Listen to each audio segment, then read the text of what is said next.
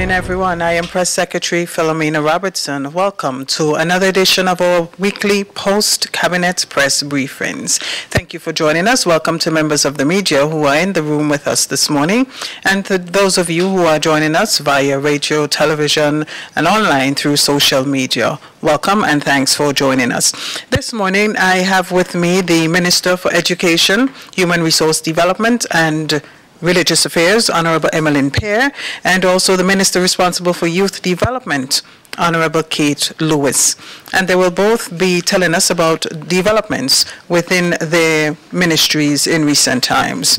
I'll begin with our Minister Kate Lewis. Can you tell us what's been happening with the youth of the nation? Thank you very much, Press Secretary. And first of all, let me say good morning to my cabinet colleague, Minister Emmeline Pear, and also to you members of the media, those of you listening via radio, television, also online. This morning, it is my pleasure to update you on what is happening within the Division of Youth Development for the first quarter of 2019. At our ministry, the vision is to focus on programs for preparing our future leaders, workforce, educators, entrepreneurs, so that they can aptly contribute to national development. I begin with the National Youth Parliament. The reintroduction of the National Youth Parliament took place on January 23, 2019. This Youth Parliament created a platform of expression for our youth parliamentarians to discuss issues of national importance, as well as to lend their voices and understand the parliamentary proceedings. The current participants will further be engaged in June and November of this year to complete the Youth Parliament stint.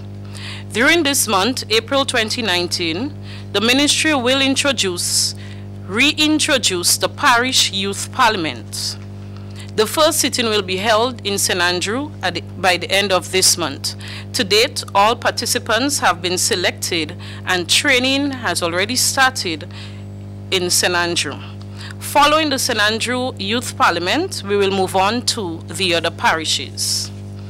I now move on to our Empower program.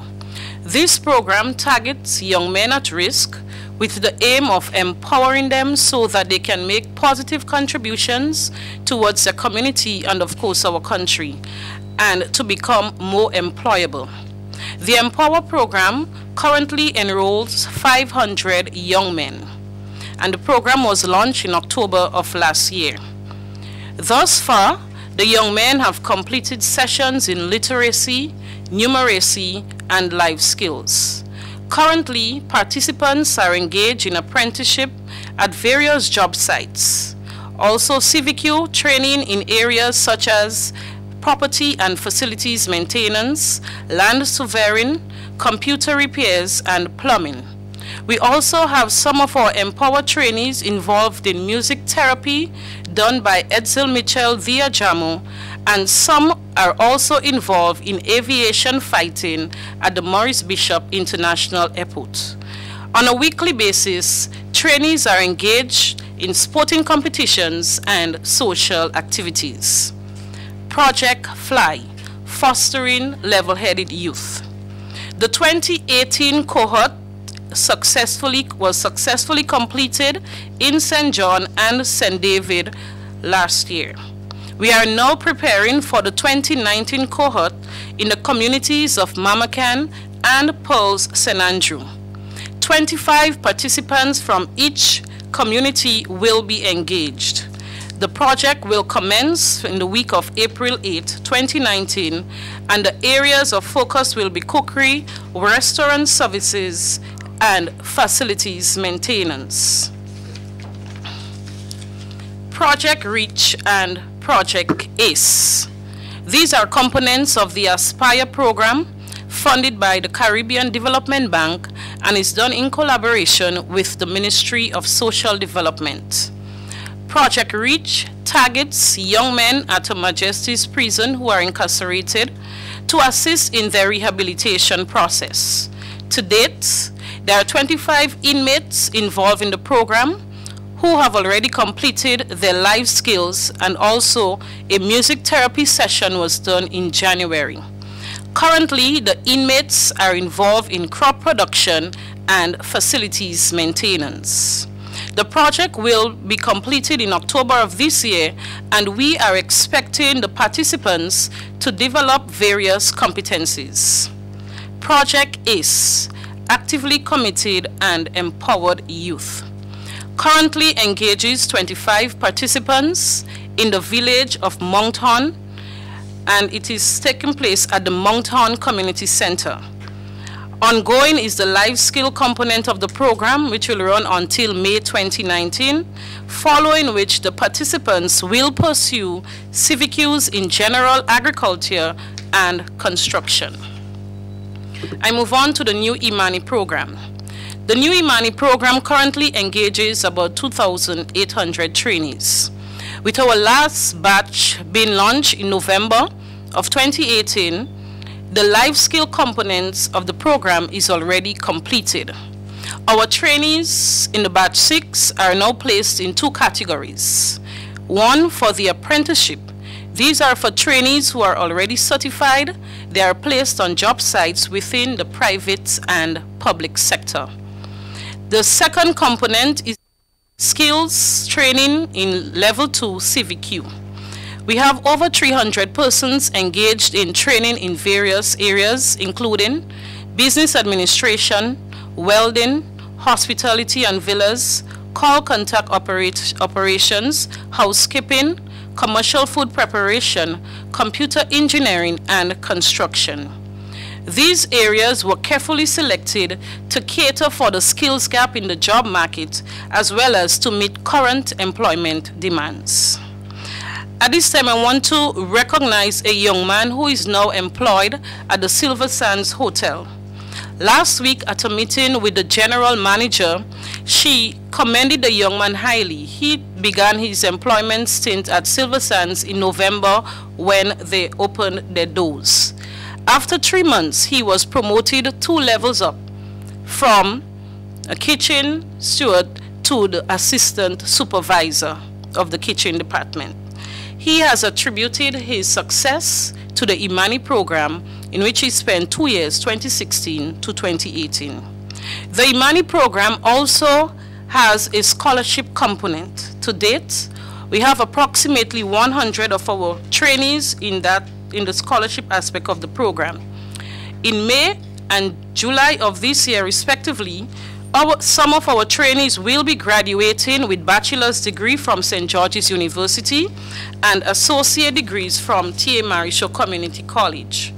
Over 10 persons will be graduating with a bachelor's degree from St. George's University in the areas of nursing, biology, business management, IT, and accounting.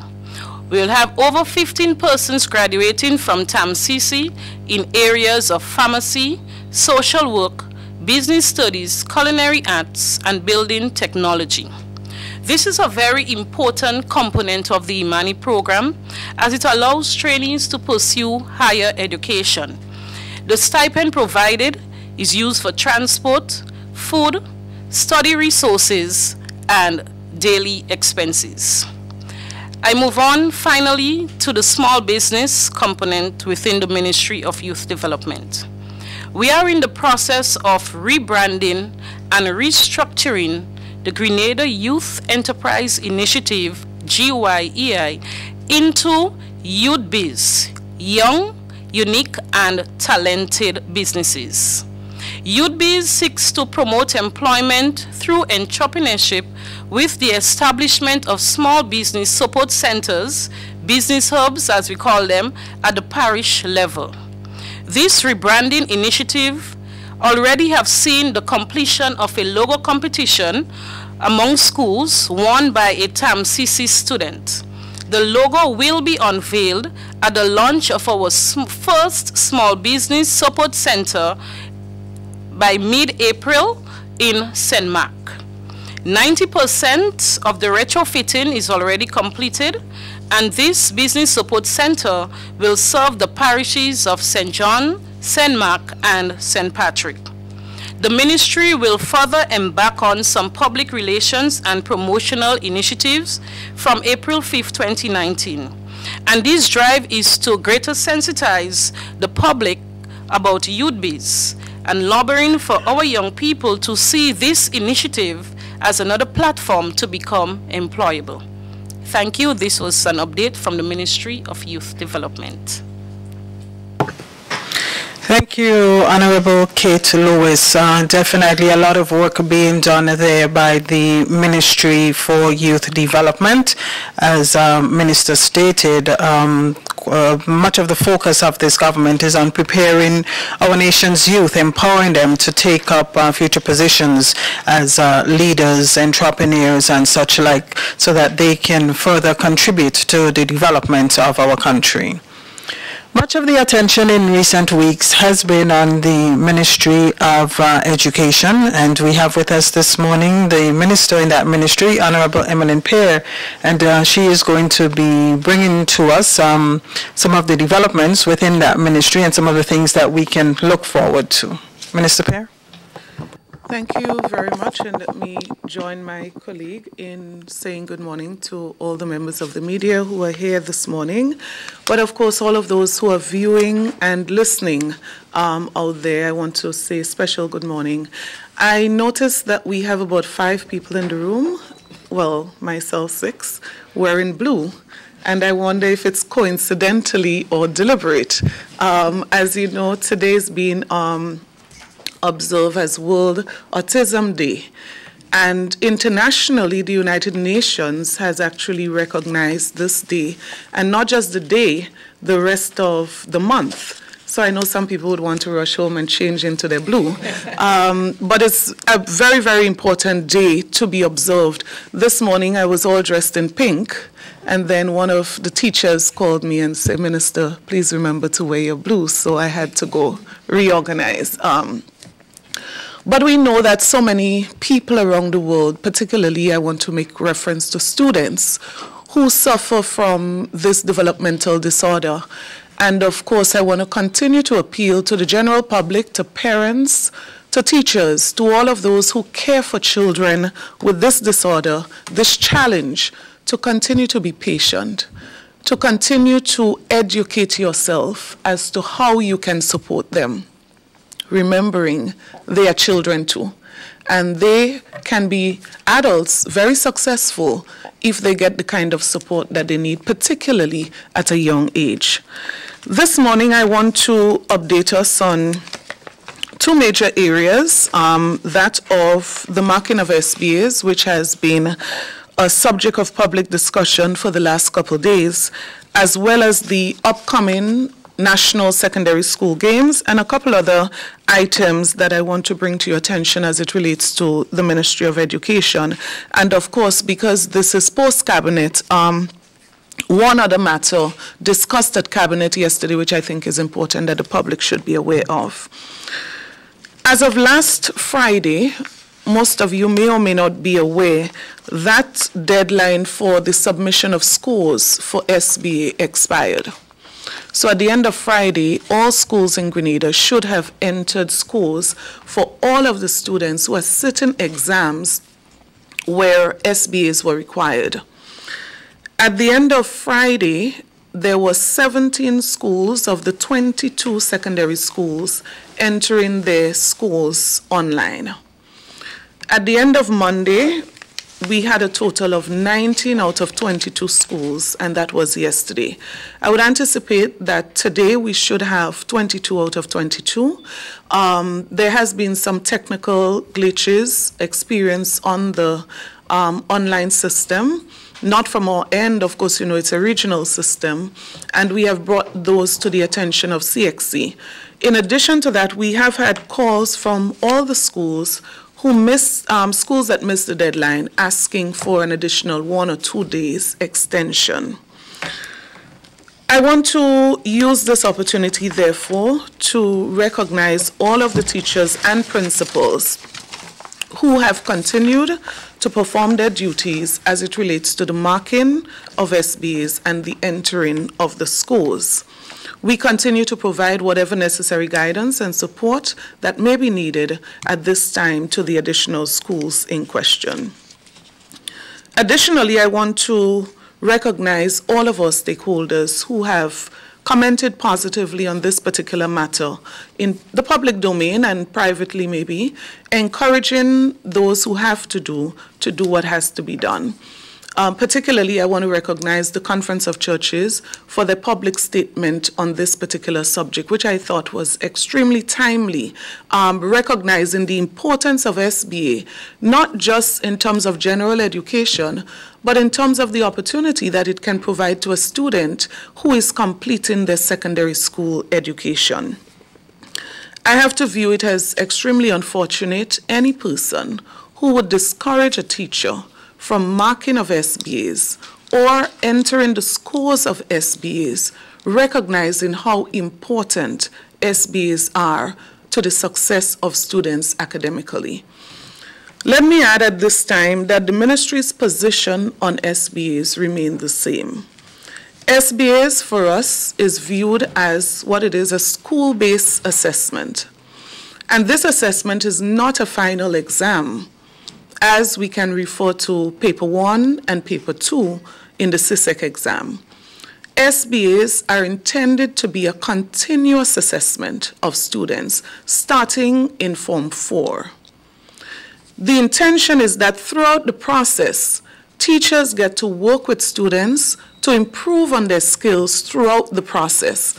And at the end of the day, those scores over the period can be used for classroom assessment and for results that we obtain at the classroom level, at the school level. The final scores contribute to the students' performance at the end of CISEC exams, which is critical. But this is not the only reason we do SBAs. SBAs are intended to assess and support student learning throughout the 2-year period. Additionally, let me say that we have been in touch with CXC and have received a commitment that they would be prepared to come to Grenada within the next week or 2 to engage all of the necessary stakeholders in additional discussions on SBAs. We view it as critical that parents should understand SBAs. We view it as critical that there should be ongoing and refresher exercises as it relates to SBAs for teachers as well. And so we view this visit not just for the teachers, not just for parents, but also for education officials. And we consider this to be extremely important. I move now to just update us on the National Secondary School Games. As we are aware, the Ministry of Education, in collaboration with the Ministry of Sports, executed 4 zonal meets, which were intended to be heats leading up to the National Secondary School Games. As we know, traditionally, the intercall, which ran over a 3-day period, we thought it was necessary to do the zonal meet to boil that down to a final 1 day of meet at the National Stadium. And so the 2 best times from each zone in each race is actually moving on to the finals at the National Stadium on Friday.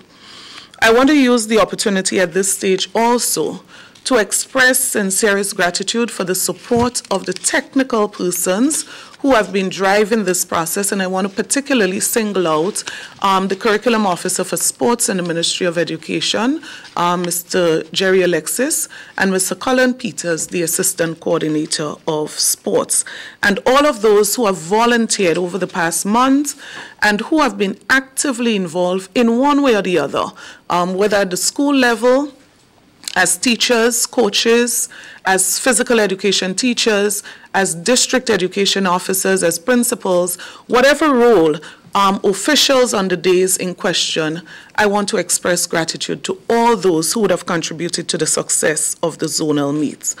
On Friday at 9 a.m., we anticipate that we will be having a start at the stadium, and we will be having a start with the field events. As you know, the zonal meets, except with the case of Carriacou, did not give an opportunity for the field events. And so the athletes who are interested are coming to the stadium to do both the preliminaries and finals in that regard. Transportation, as usual, will be provided to all athletes, coaches, physical education teachers without a cost on that day. The rest of the school population, students, etc., will pay for their transportation as is normal in an intercall meet. So the schools will coordinate transportation. The students pay in advance or on the day, and they will be transported. There will be sufficient accommodation for them to be transported to the National Stadium. Of course, we know traditionally most students go straight to the National Stadium for intercall. However, we do have some students who go to the school and are transported from the school and then back to their homes, and that arrangement is in place. Let me also make the point that on that day, all normal classroom activities are suspended to facilitate the games. In terms of general information, I wish to bring to your attention a few things.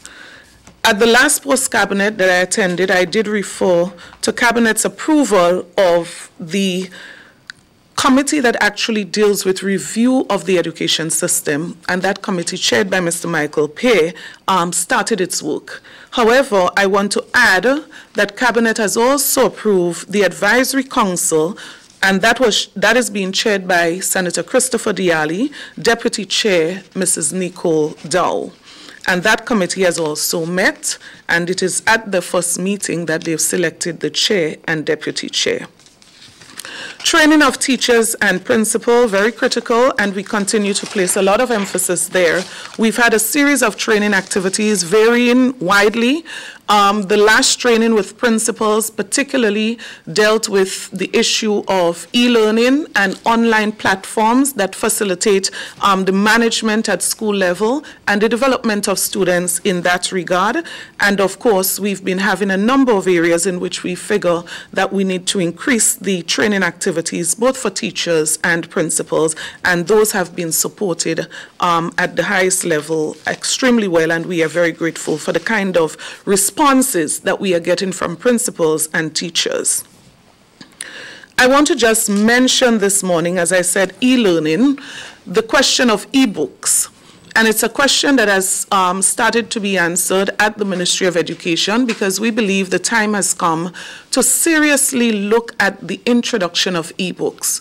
The process has started, consultation. We've started looking at actual suppliers, actual contractors that we can engage in this process. And we view this as extremely critical for a number of reasons. I'm sure for many of you who are parents, you are concerned about the health implications of the number of books that our children have to carry on their backs on a daily basis. It is frightening sometimes. And so that we expect would address that particular issue. But another important thing that we've looked at is the number of boxes of books that we have stored at schools throughout the islands. Now, the school book list will change. We have no control over this. But when the book list changes, the question is what happens to the millions of dollars you've already invested in those books? And so we view that as another reason why we have to seriously look at e-books. But also the question of every child having every book available is also a concern, because while government invests millions of dollars, only last July we'd have spent just over $2.8 million on school books. Now that to me was still just a drop in the ocean. And so it means that we have to seriously pursue that conversation of e-books and how we're going to be moving forward. Finally, in education, I want to just mention that the Education Act actually speaks to the establishment of special committees, give the minister the ability to establish those committees to assist and support in the management of the education system. And so I want to just refer to 4 of those committees that have been recently established. 1 to do with school management, 2, values-based education, and you've heard me speak about the issue of spiritual development in the life of students, but we want to broaden that to specifically look at values-based education and the implication, the impact that that can have on the all-round development of any student. Special intervention and support. And in that particular committee, we are looking at some special case schools that urgent intervention is required, and we have started that. And the fourth area, school inspection. Now, many of you might be well aware that we do have school operating in some locations that are not suitable. And so the Education Act speaks about continuous school inspection. And while this has not been done formally because of the magnitude of that particular responsibility, we see it as absolutely necessary to find a way to get that done. We've established a special committee. We intend to engage additional persons to get it done, because if you're going to use the regular education officers, the regular health officers in the system, obviously there would not be much movement there. So we are seriously pursuing a new plan for the inspection of schools, and that is to begin within the next coming months. Finally, I want to refer to a special meeting that the Prime Minister attended yesterday, and that meeting was organized by the Seamen and Waterfront Workers Union Executive. And that meeting had a special guest, which was the ECCU Technical Core Committee on Insurance representative, and he's actually the chairperson, Mr. Whitfield Harris. And of course, you know, not just that particular group, but we know that Grenadians are seriously affected by all that has happened as it relates to the failure of Carriacou and all that has transpired, not just at a personal level and people who are affected personally, but the national level. As a government, while this is not directly in our hands to deal with, as you know, it's a legal matter, we are concerned, and the Prime Minister of Grenada is exceptionally concerned about this particular matter, and previously engaged the executive and took on his own initiative to specially invite that guest to attend their meeting. While that meeting was not to find a solution or to end that particular concern, what it did do was to bring information to the attention of the executive members of the Seamen and Waterfront Workers Union and to update them as to where things are. Prime Minister also gave a commitment that he is going to work with his regional counterpart, the Prime Minister of Barbados, to do everything that is possible. This is not something that could be solved with the snap of a finger, but of course through dialogue, through partnership, we are sure that we can bring some kind of relief to those who are affected. And the Prime Minister has given the government's commitment to do everything that is possible to support those who have been affected by reaching out to all those concerned to express on their behalf the urgency of addressing this particular issue. I wish to thank you. Thank you very much, Minister. Just in follow-up to the last points that the Minister made, there's actually an interview that will be made available to members of the media today. The interview is with Mr. Whitfield Harris, who is the chairman of the ECCU's Technical Core Committee on Insurance. So that interview will be made available to you today, and you'll be able to glean more information on his discussions, his update that was provided to executive members of the Seamen and Waterfront Workers Union on the Carriacou matter. With that, I now invite members of the media to pose their questions to the ministers. As per usual, please identify yourself and your media house. I see Ms. Eugenia Peters of GBN is all set, ready to go, so I guess the first question goes to her. Good morning, Head Table. Minister Pierre, my first question has to do with a statement made by the GUT. It points to they are saying that the teachers are not being paid for the marking of SBs, and so I know the matter has also come up in Barbados, where they're pointing to the same thing. Can you speak to the policy as it relates to the marking of the papers? Does it fall under the teacher's responsibility, or are they supposed to receive additional pay? Can you clarify for us, please? So what I can share with you is the Ministry of Education position on this. I would prefer for CXC to speak for itself on this particular subject. The Ministry of Education's position on this is that SBAs are part of the assessment, normal assessment of students. And we expect that this would form part of the regular assessment duties in accordance with the Education Act of our teachers. Now, it is not unique to Grenada that teachers feel that they should be paid additional, because for many, they feel that the last-minute extra work that has to be done For some, they think that is a lot of work to be done at the end of the period. But we are saying if SBAs are done in the way that is prescribed to be done, we should not have what is happening now. So at this stage, a child should not be starting an SBA. Probably if you talk about 2 weeks ago, or a child should not be rushing all over the place to get things done.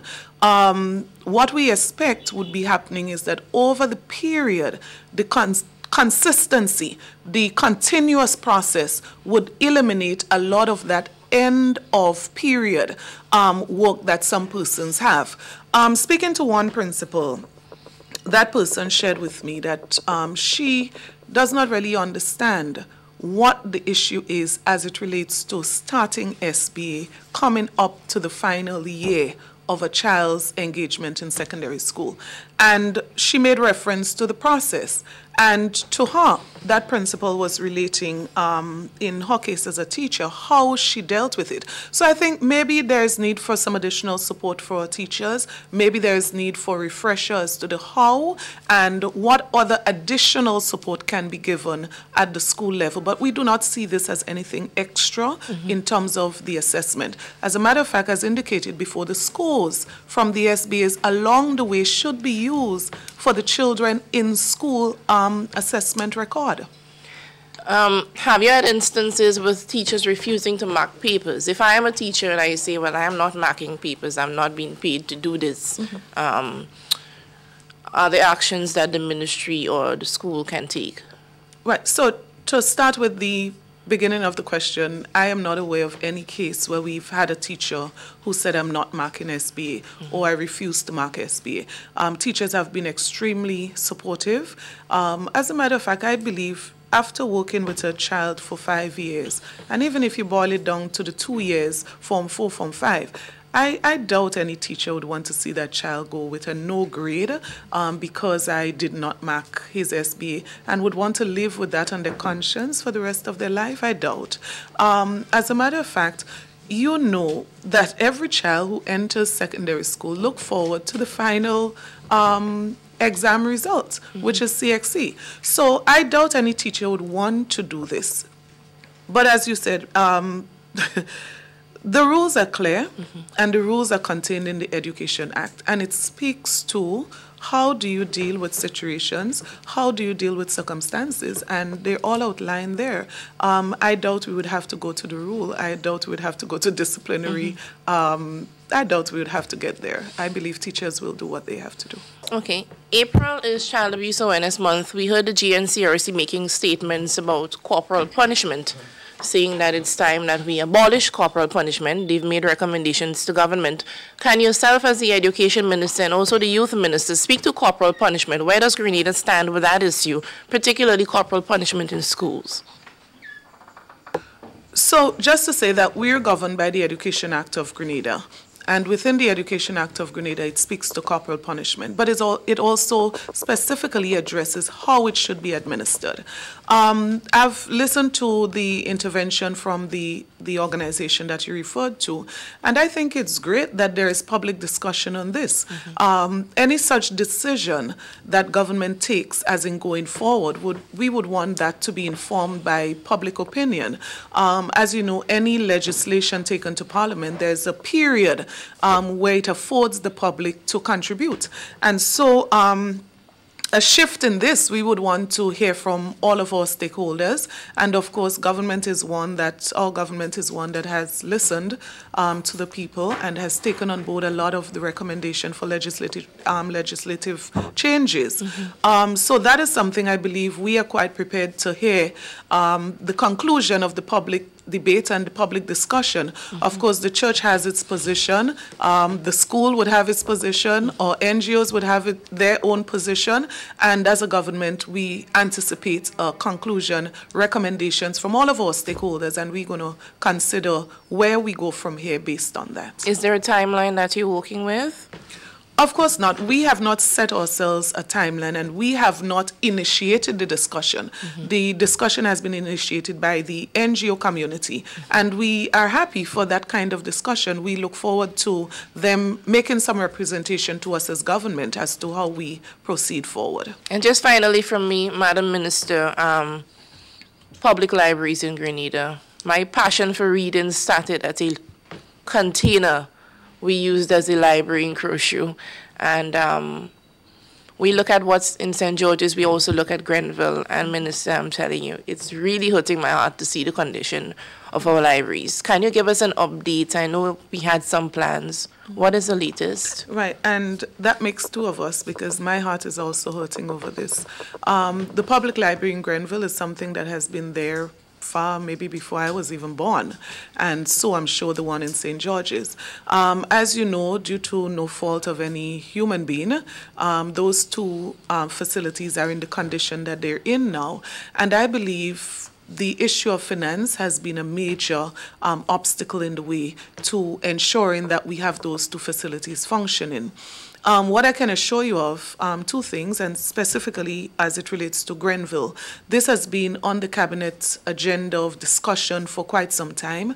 As you know, government has engaged Cooperative Bank in a PPP that involves the renovation from street to street, including that particular facility there, that building.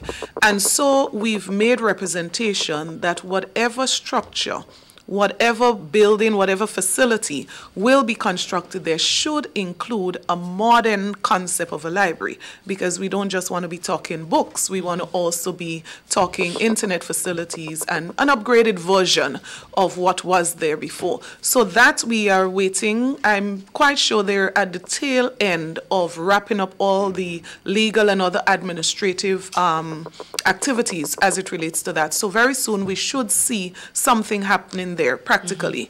In the case of St. George's, is a little bit different. A bit different for two reasons. There has been serious discussions as to whether or not this location has been best or is best for a national public library. You know the issues with climate change, you know the issue with the rise in sea levels and so on. As a matter of fact, speaking to the former librarian there, she said to me, Minister, based on the sea levels, there's water inside of the building, not because the water came from outside and escaped through the door or whatever, but how the building was constructed. They're underground whatever that allows water to pass through the building. And the question is, as we build back better, do we want to build where we are? So that's a conversation that's taking place. It's not a decision taken.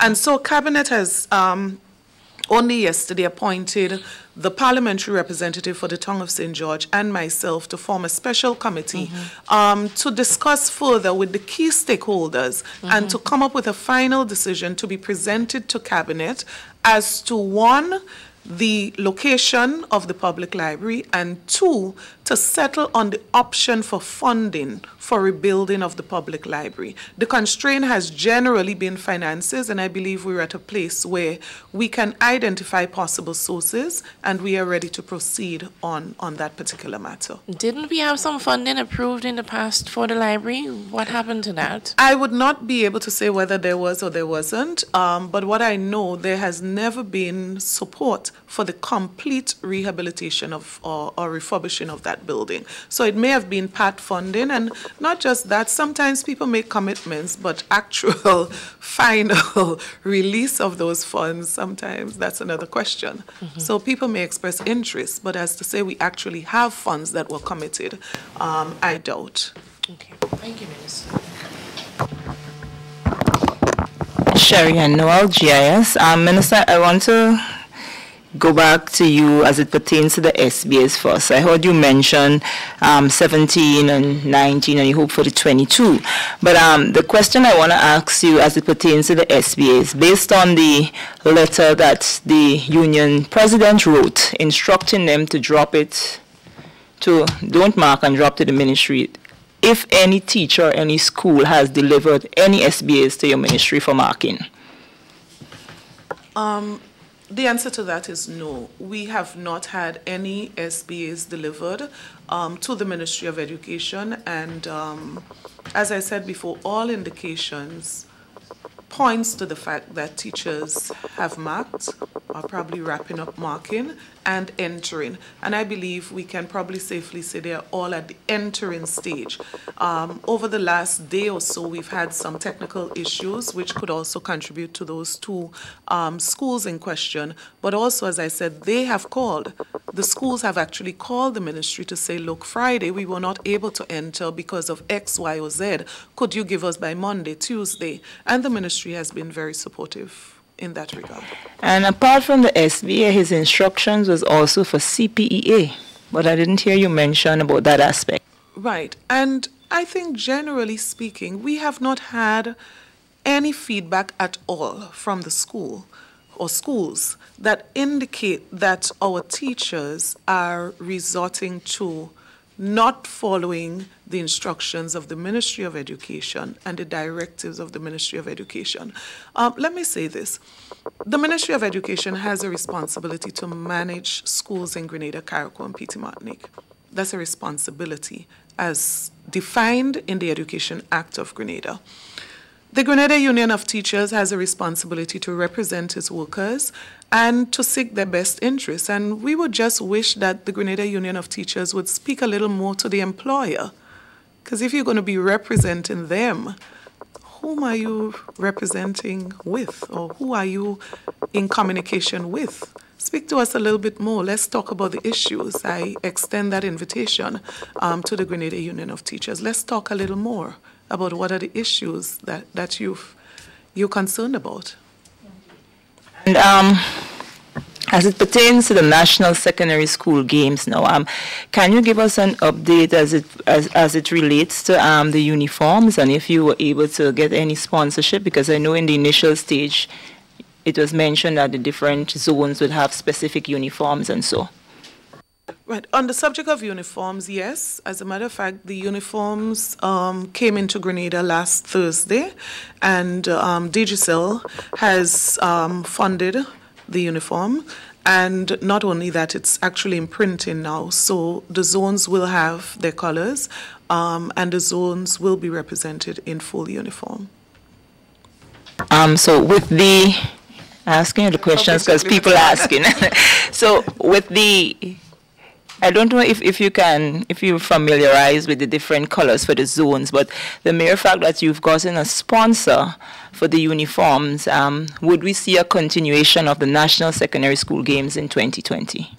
Definitely, and not just National Secondary School Games as it relates to athletics. We need to have National Secondary School Games promoting other areas of sports and maybe even introducing new areas in question. And I really want to say this, the more opportunities we can provide to our students and our athletes, the better. So the more, as we would normally say, the more the merrier. Okay, I want to go over to the youth minister now. You mentioned a bit about, let me get back my notes. But the one that I can remember off my head is you have a pending launch for mid-April. After that, where do you go to next? In mid-April, we will be launching the first small business support center to serve the parishes of St. John, St. Mark, and St. Patrick. Following, we will be launching in June in St. Andrew Parish a collaboration with the Ministry of Youth Development and GIDC. Okay, and you mentioned a bit about the, see, you have so many different programs going ahead, but it's Moncton, you have 25, yes. And that would come to an end, and I'm not sure if I'm mixing up, but you also have one to come to an end in May. Any particular reason for the small groups of 25, and when that one is finished, is it that you're starting the next 25 in Moncton and the other areas, or you move on to a next parish? Okay, so you are speaking about different programs that we have. So the ACE is the program at Moncton, funded by CDB. The program will run from 6 to 9 months, where the participants will be engaged in, as I said, their life skills will be completed in May. Following, they will be doing civic use in general agriculture and construction. It is 25 because we want it to be manageable, and also some of the specifications handed down by the Caribbean Development Bank as a main sponsor. We also have the Project Reach, 25 participants at the Majesty's Prison. So Project Reach and Project ACE are components of Aspire, projects in collaboration with the Ministry of Social Development and funded by the CDB. Okay, thank you. I just want to go back to Minister Pierre for one more question, as it pertains to the letter from the Conference of Churches. You know, social media is a big thing and so on. While you had some positives, I can recall reading a post where one religious figure was stating that the Conference of Churches does not represent, well, how do I put it? All of the churches. So how do you respond to that in terms of the very strong statement that was made by the Conference of Churches, if one leader is saying that it doesn't represent all of them, as we look at this issue with the teachers and students? I saw the post you were referring to, and I'm not sure, I think I may have interpreted that post a little bit differently, in that I thought what the person posting was saying is that when the Conference of Churches speak, it is not speaking for all of the churches, and that is a fact, because we know that not all denominations are members of the Conference of Churches, but quite a vast number of them are. So you also have the AC, which is Alliance of Evangelical Churches, and those churches are not members of the Conference of Churches. But I did not interpret it to mean that they feel different about the particular statement made, just that they probably just want people to know that they are not members. That's how I read it. Good morning, Karima Lewis, the New Today newspaper. Minister Pierre, I want to go back to a response you gave to Eugenia's question regarding the SPs. You said that you do not, the marking of the SPs, you do not see it as anything extra. Is it that you're saying that there isn't a reason why teachers should be compensated for marking the SPs? And when I said extra there, I was speaking as it relates to additional duties. So, for example, a person who works 8 to 4 and they take on additional things after 4 o'clock, normally in the private sector, you are paid overtime, for example. Now, what I'm saying is that if we use that analogy, I'm saying that between 8 to 4, as in the private sector example, during those hours, we expect that those things would be done. And so the same with regards to the teachers and the marking of SBs, we view it as part of the normal responsibility of those teachers who teach those levels at the secondary school. Now, if you ask me whether teachers deserve additional for anything at all that teachers do, I would say yes. The question is, are we in a position to do so, including all the other things we've been speaking about over the past couple months? It's not an issue per se as to whether they deserve anything extra or not. The issue is, what is it that government can do at this time? And reference was made to the region. Now, in Jamaica, for example, the conversation went like this: that maybe, yes, we can pay you extra, but the cost of doing a CXC subject would increase. Do we want that? In other words, Jamaica was saying, we can pass the cost on to the parents. And then, of course, you know what the parents' response would be. But both in the case of Barbados, Jamaica, Trinidad, consistently, all three governments, ministries of education, have said the same thing. The Solicitor General has ruled, the Public Service Commission has ruled in some of those countries that this is viewed as part of the responsibility of a teacher, because in the Education Act it speaks about assessment of students. You won't see SBA there, but it speaks about assessment, all forms of assessment. Okay, I'm not sure if this is a one-off situation with the GUT in relation to the gratuity issue. But if this happens to escalate into 2019, how does the ministry plan on addressing this situation? You mean addressing the SB? Marking of the SB. Well, as I said, we don't have a problem. So I don't want to make it sound as we have a problem. The GOT is quite free to say almost anything.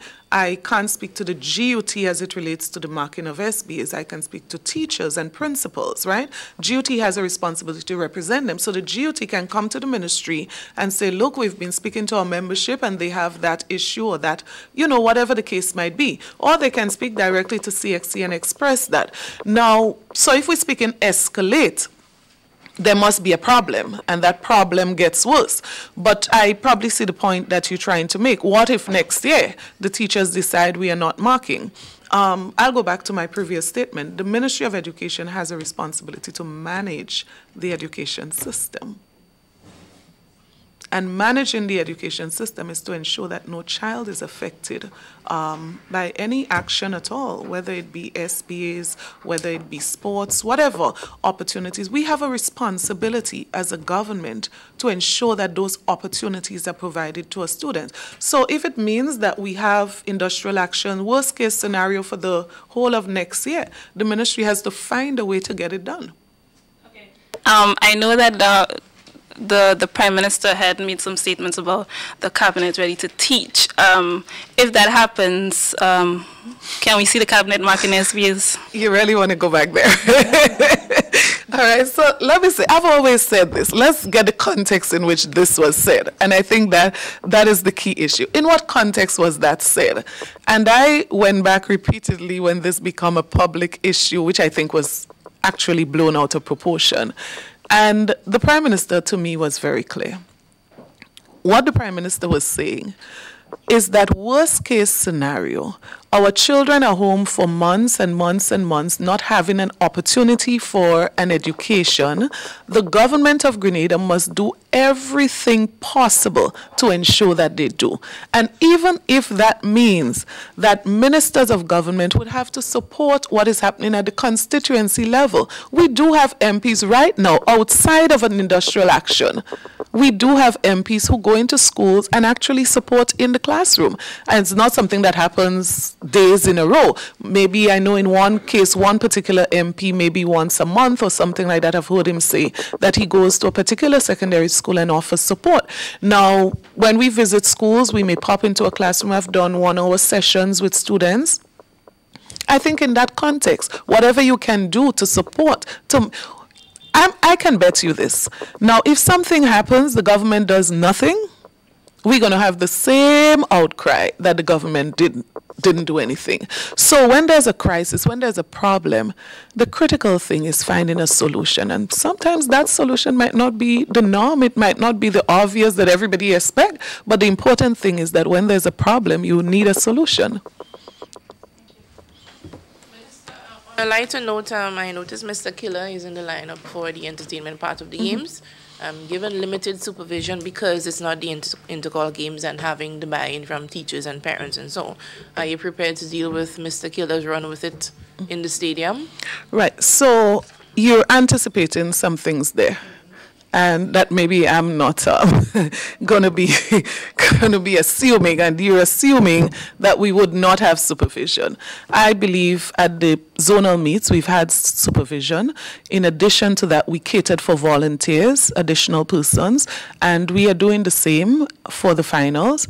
So I anticipate that teachers will be there, principals will be there, as they were at the zonal meet. We probably did not have everybody there, but I think we had sufficient as it relates to supervision. And we also have a number of parents who are indicating that they would also be attending the games. But let's think of worst case scenario. I always like to think of worst case scenario. The Royal Grenada Police Force and all of the relevant stakeholders who offer support at all of those meets will be there.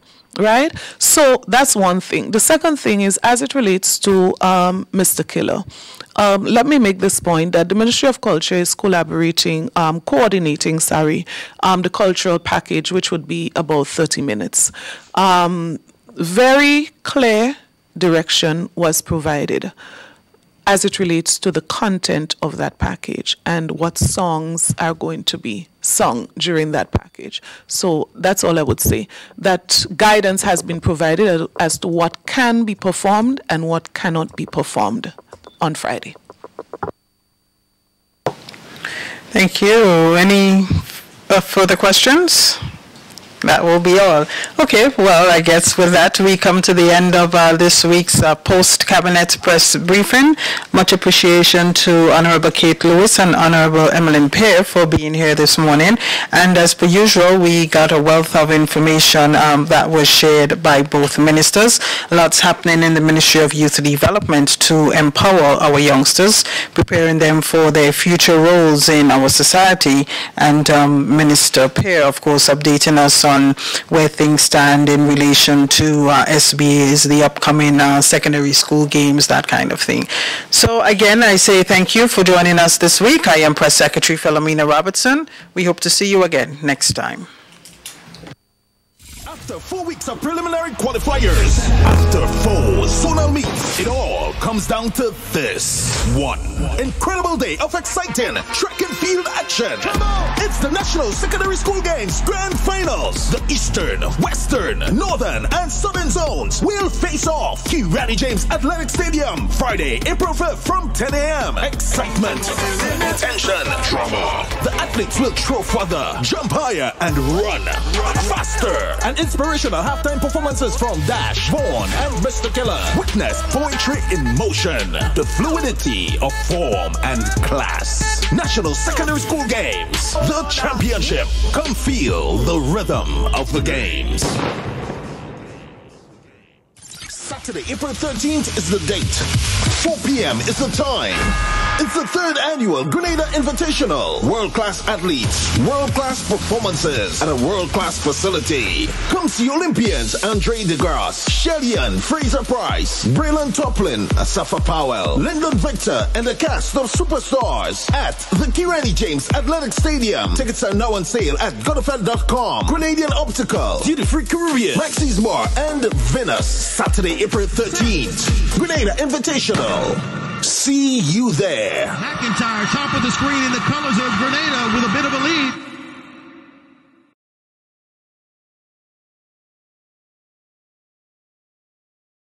Stay up to date with all that's happening with the new National Party, NNP.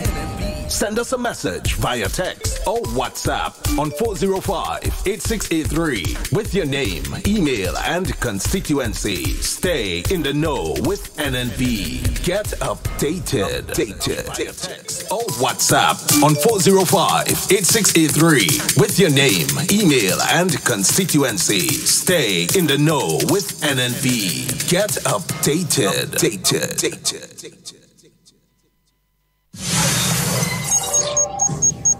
You're listening to Hard Talk Grenada via www.hardtalkgrenada.com.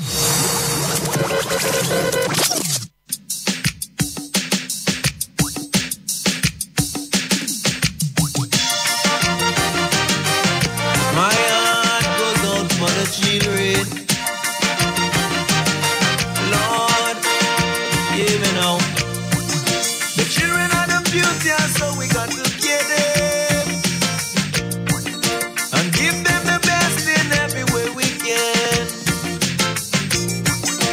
Never for a while we should ever ignore them and leave them to grow up in desperation. So we got to show them love. Teach them to know the God above. Lord, do you care for the children? Yes, good morning to you, Grenada, Carriacou, and Pity Martinique. Once again, it is time for Hard Talk. My name is Sheldon Scott. And I'm Devon Romain. And it's now 5 minutes after the hour of 11 o'clock on the Spice Isle of Grenada. Crying 'cause they got nothing to eat. Yeah, Jamo in the background there. Yeah. Sweet music. Oh, man. Yeah. Sweet sounding local music. We're live on City Sound 97.5 FM. 89.5 CRFM. Yes, indeed. And we're also live on 92.9 CitysoundFM in Carriacou. And 94.9 WeiVybz Radio in Brooklyn, New York. Yeah, and we're online, HARDTALK Grenada. Yeah, I ain't 100%. Yeah, I ain't 100%. I ain't 100%. You know when I know, I have to tell people I know 100%.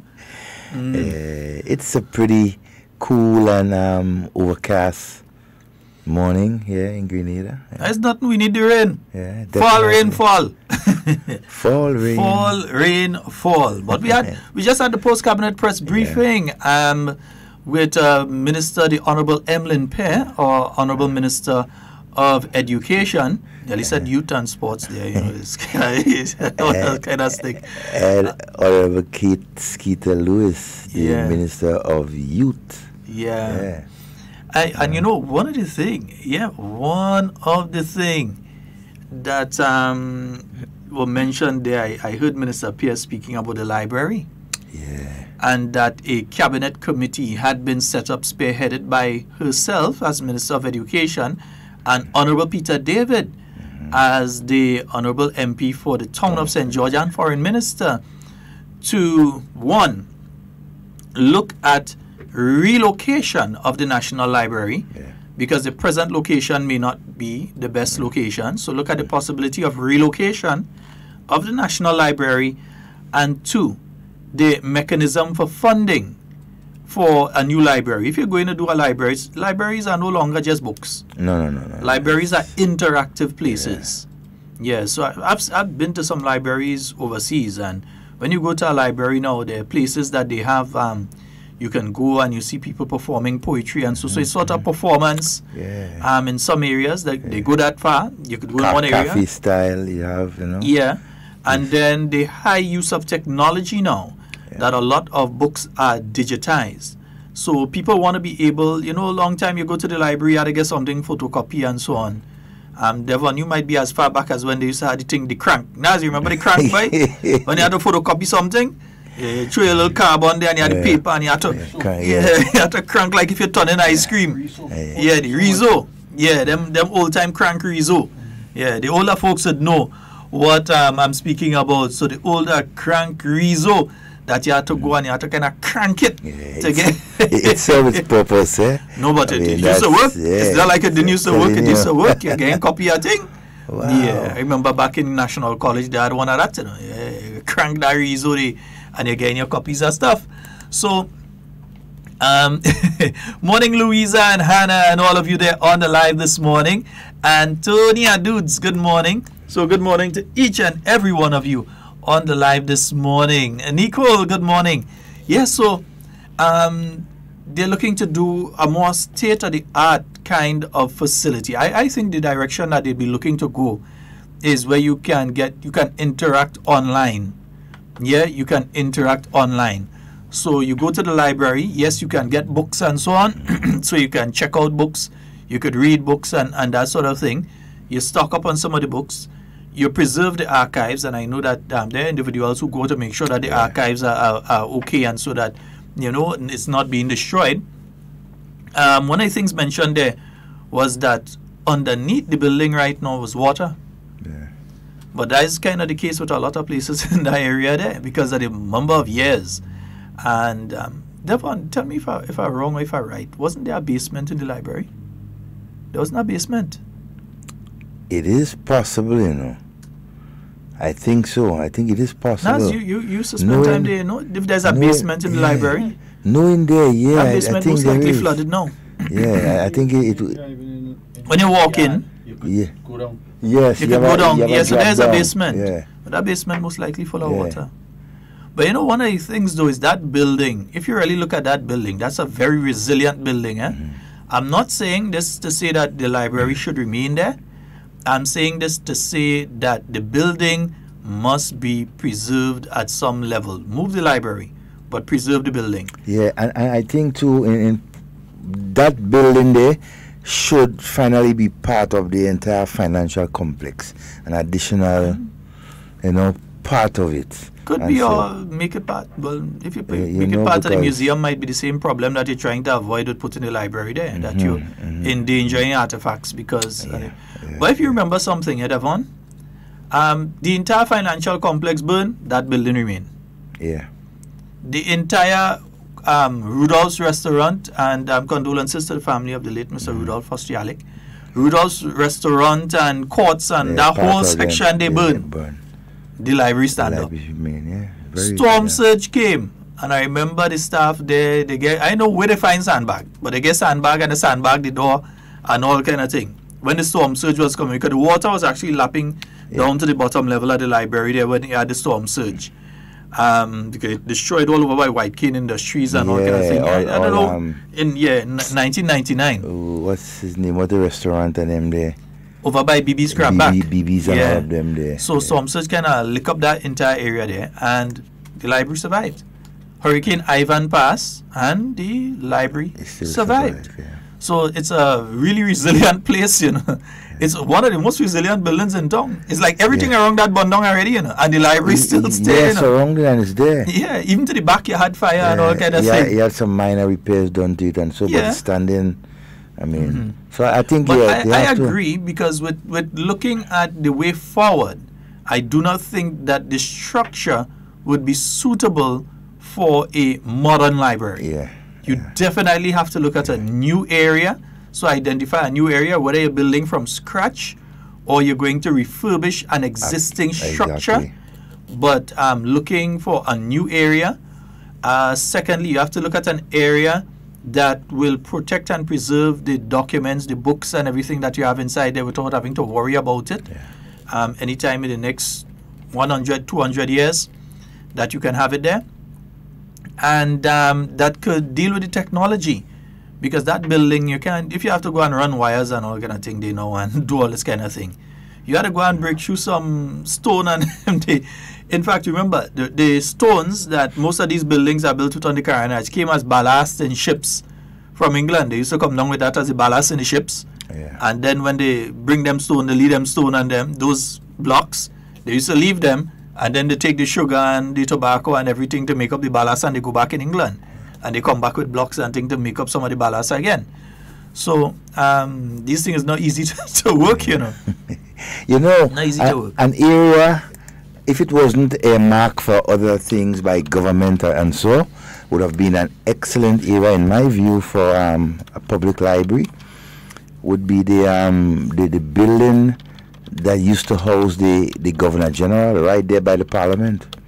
I see that to see of the historic nature, you'd have to spend, but then the ambience around, the surrounding of it could create that nice study pattern. So we pay the GG or the president if you change in future or whatever. That's what I'm saying. If it was not a marker, no government has plans and so forth.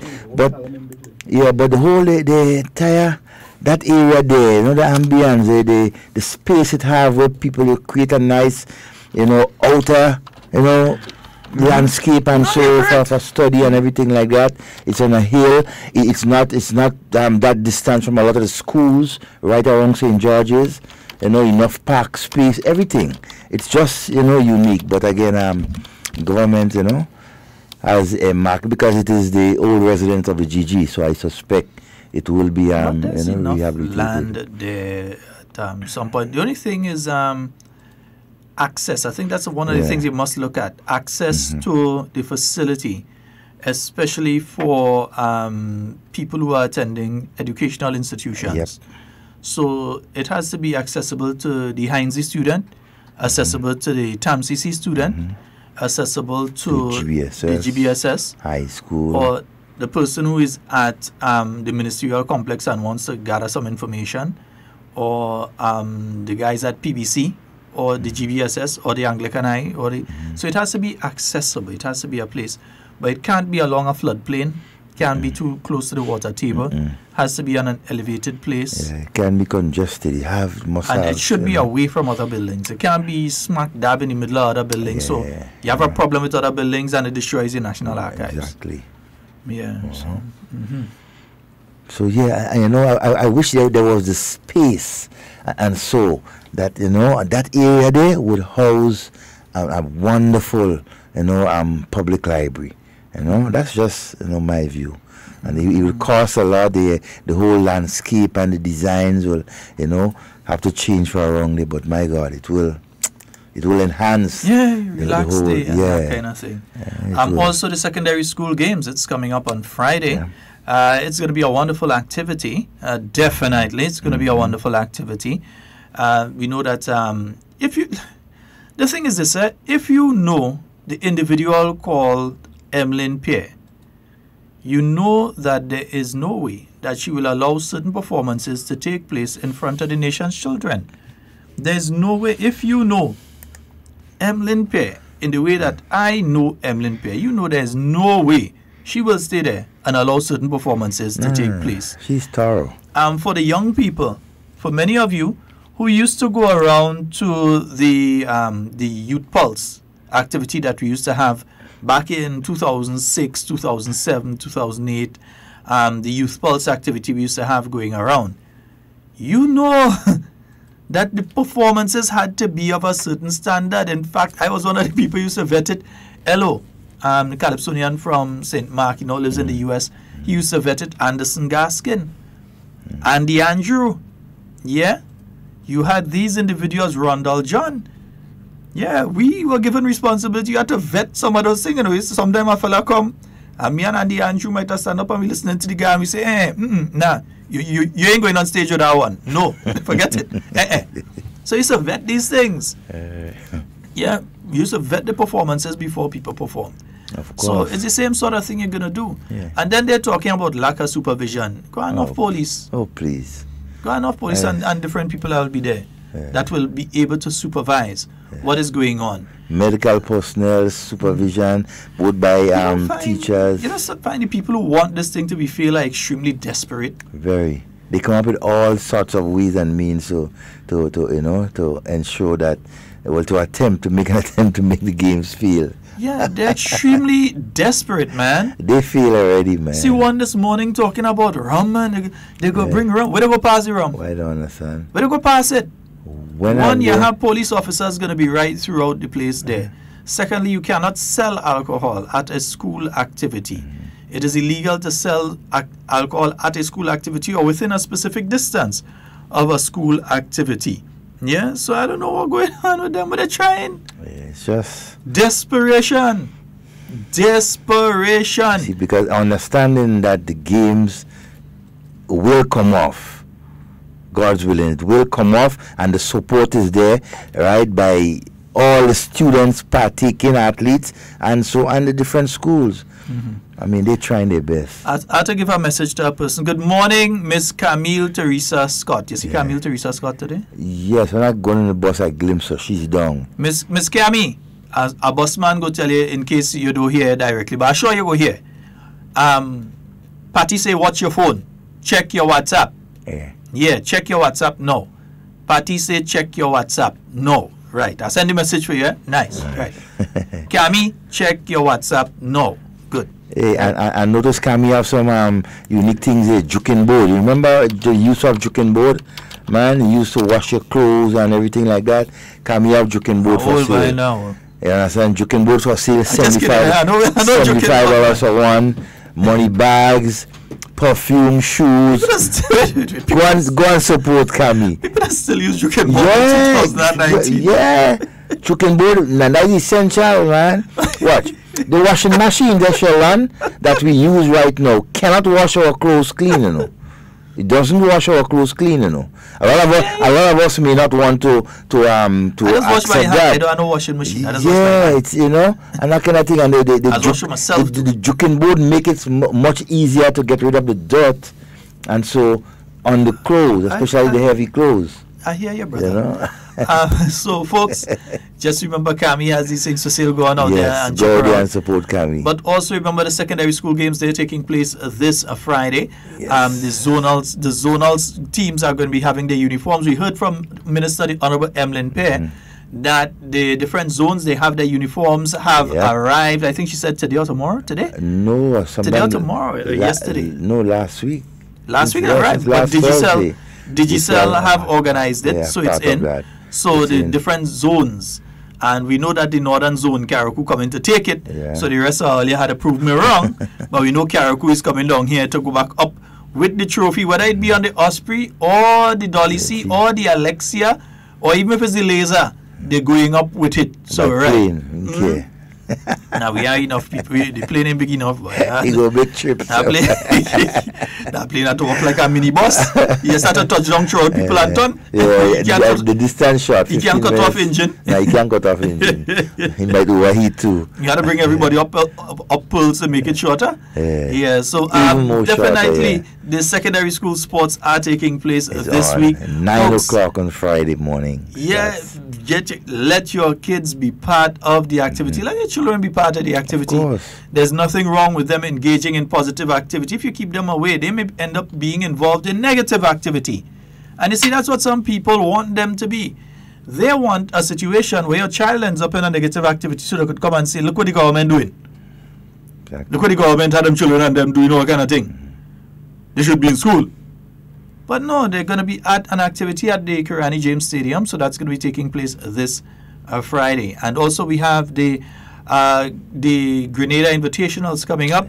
More and more excitement building towards the Grenada Invitationals, folks. We hope to have sometime later this week someone from the Grenada Invitational either calling in or being in studio with us. All right, either calling in or being in studio with us to discuss various aspects of the Grenada Invitational. Yeah, nice.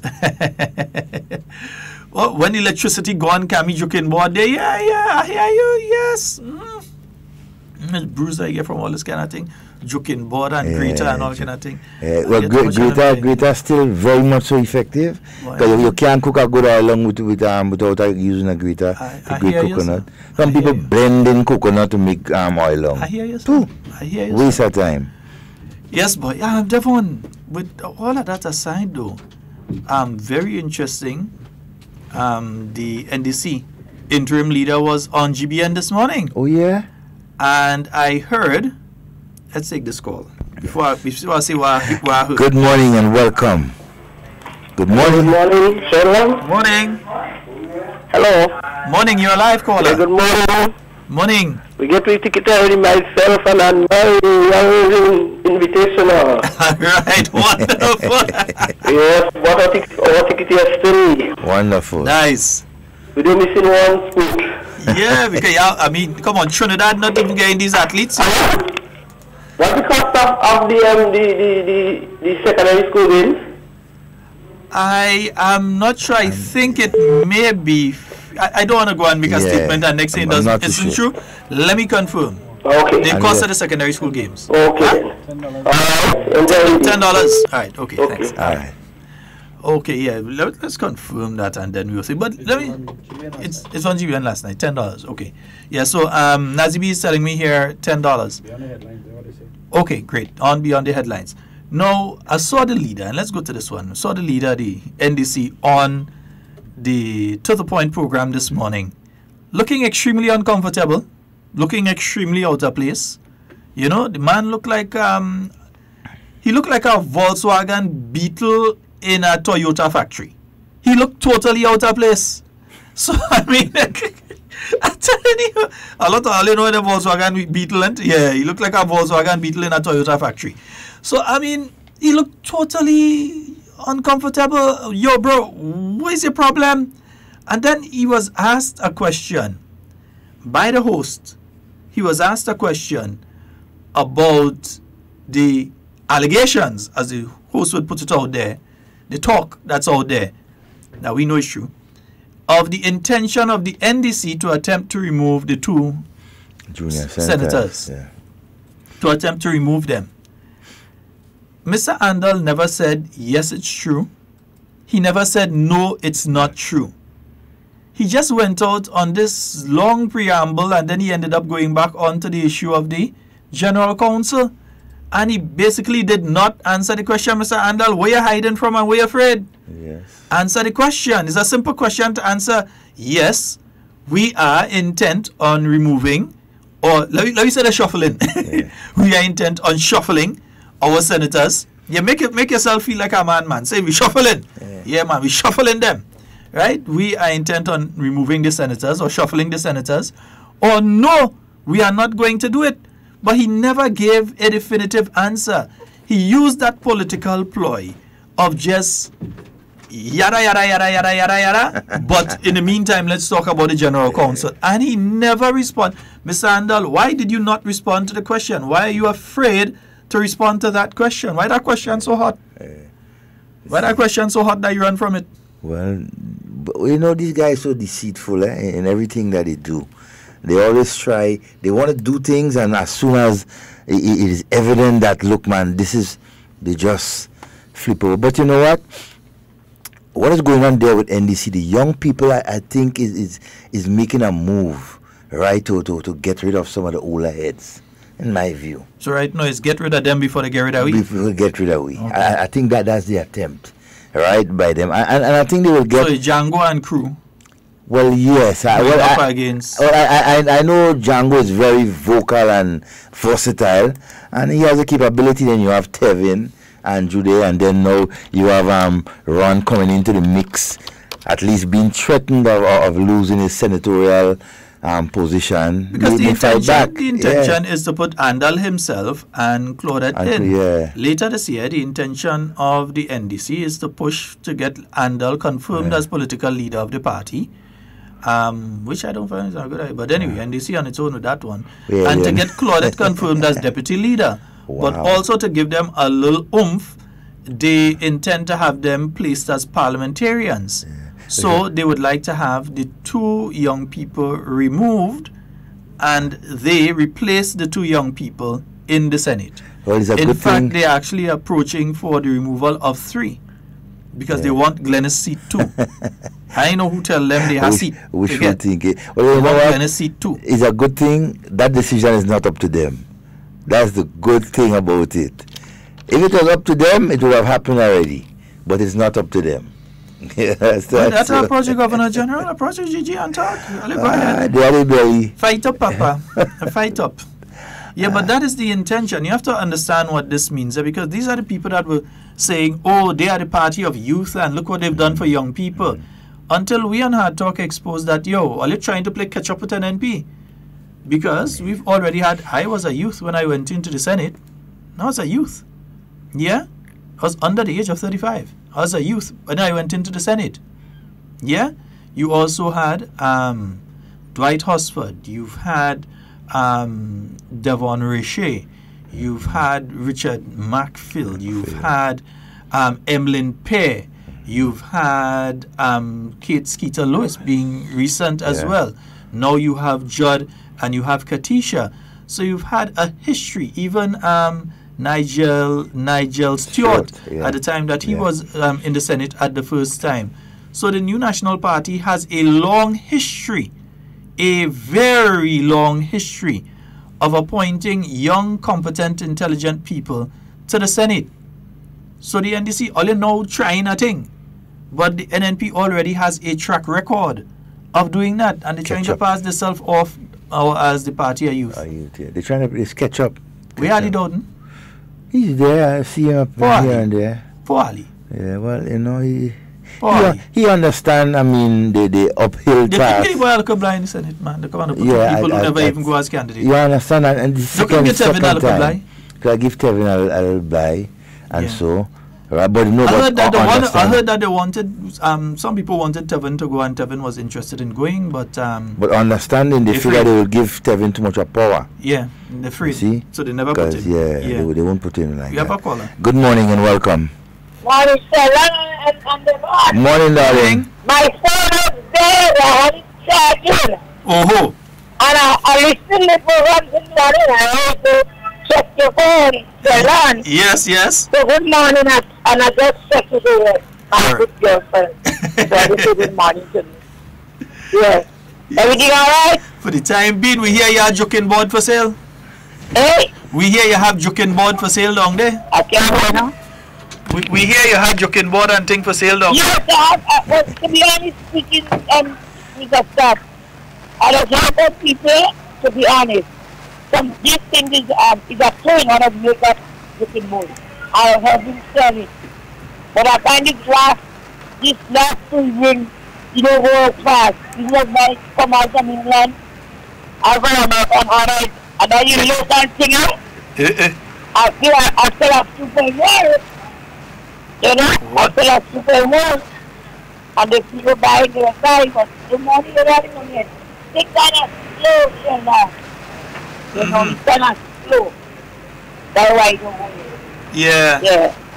Yes, I had to pick more and the flags and the teams again. Or a busman doing something.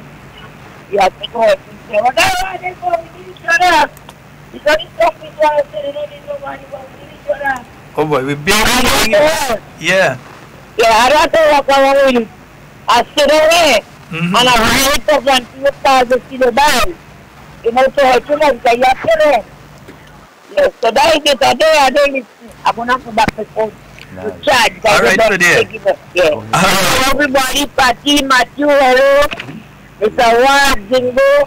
They could be all the Grenadians out there. I say hi to y'all. Also, I look at the game today. But it's good otherwise. It has some community. The matter is kind of slow. But it's good otherwise. If you're hungry, you must get something to eat. You understand? It's not so bad as people think. I was watching in American news, everybody eating and you don't have that here. You don't have that here. Because mango coming in the season. Right now. Anyhow, everybody have a birthday and we get hanging in there. Hey, my dear. I want to thank the Port Authority, the management in Port Authority for doing the work here. They put on tiles of all the books. What I want them to do is to give us a tin of pen. Because it looks very nice. So I want to thank Mr. Lord and Mr. Stevenson, the head of the department. All right. For doing a wonderful job. But they must give us a tin of pen and paint the booth. Because we pay the rent. All right. And when we go, we're not going with it, we're leaving it here. So they must paint it and polish everything. All right. Bye-bye. Have a blessed day, son. So that's what was taking place Sunday when I passed down there and I spotter. Okay. She think I passed it early in the morning and she coming down there early and since about 7 o'clock. Coming down there clean out. I passed by maybe about 9. That time, mate.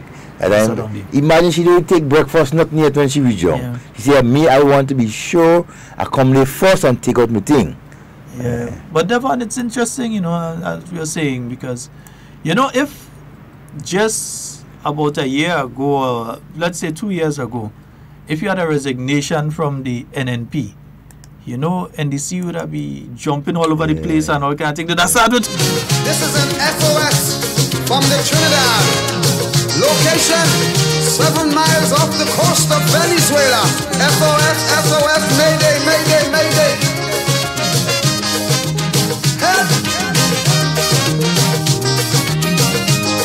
Yeah, that's they start playing that and all kind of thing, you know.